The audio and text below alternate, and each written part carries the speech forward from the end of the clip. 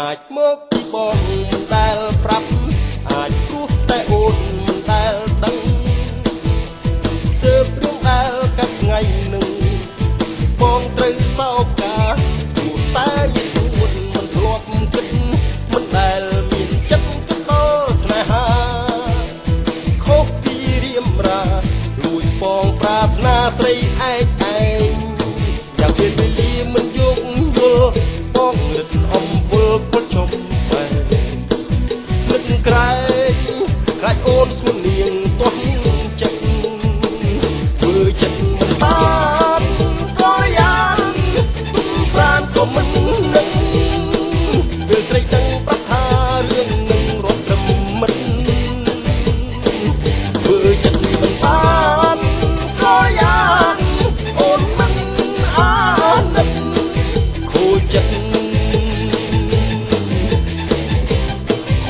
ហើយស្នេហ៍ខុសបំណងអាចមកពីបងមិនដែលប្រាប់អាចព្រោះតែអូនមិនដែលដឹងទើបរឿងដែលកាត់ថ្ងៃនឹងត្រូវអស់សង្ឃឹមខ្មាស់ជីវ៉ាព្រោះតែវាស្រួនមិនធ្លាប់គិតមិនដែលមានចិត្តគិតដល់ស្នេហាថ្ងៃនេះជីវ៉ាស្រីប្រូចិនដាឲ្យបងចំបែងយ៉ាងពេលវេលាមិនយោគយល់បងរឹតអំពុលខ្វល់ជុំបែងនឹកក្រែងខ្លាចអូនស្ងួននាងទាស់ចិត្តធ្វើចិត្តមិនបានក៏យ៉ាងទុកប្រានក៏មិននឹងពេលស្រីដឹងប្រាប់ថារឿងនឹងរាប់ត្រឹមមិនធ្វើចិត្តមិនបានក៏យ៉ាងអូនមិនអាណិតខូចចិត្តហើយស្នេហ៍ខុសបំណង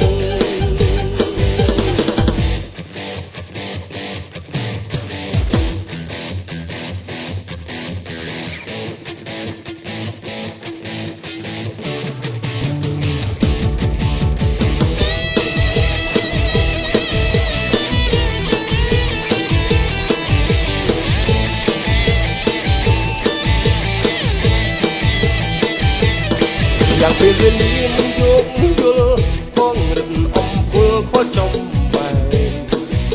នឹកក្រែងខ្លាចអូនស្ងួននាងទាស់ចិត្តធ្វើចិត្តមិនបានក៏យ៉ាងប្រានក៏មិននឹងពេលស្រីដឹងប្រាប់ថារឿងនឹងរាប់ត្រឹមមិន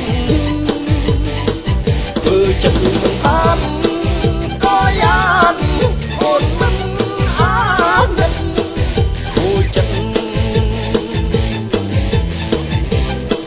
ចិត្តហើយស្នេហ៍ខុសបំណងធ្វើចិត្តមិនបានក៏យ៉ាងប្រានក៏មិននឹងពេលស្រី